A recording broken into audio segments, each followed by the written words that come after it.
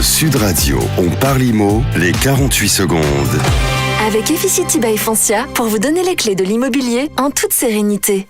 Bonjour Frédéric Fougera, directeur de la communication du groupe Foncia. Frédéric, quelle est la différence entre un compromis et une promesse de vente ?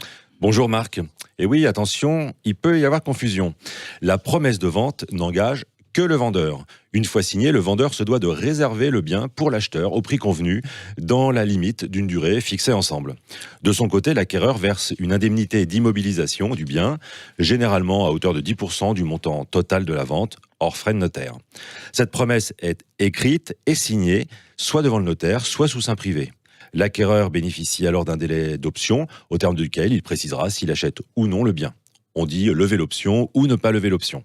Si l'acheteur se désiste, il perdra son indemnité d'immobilisation qui restera acquise au vendeur, sauf en cas de défaillance d'une condition suspensive, comme par exemple ne pas obtenir un prêt. L'acquéreur pourra alors se désengager et sera remboursé de son indemnité d'immobilisation. Le compromis de vente engage, lui, les deux parties, le vendeur et l'acheteur. Il les engage à des obligations réciproques de mener la transaction à son terme. Le compromis de vente permet au vendeur et à l'acquéreur de s'accorder sur les termes d'une vente avant la signature définitive de l'acte authentique devant le notaire. Ils se mettent d'accord sur le prix de vente du bien immobilier, les clauses suspensives ou encore la date de la vente. L'acquéreur se retrouve dans l'obligation d'acquérir le bien et le vendeur de lui vendre. Voilà, maintenant vous savez comment acheter ou vendre.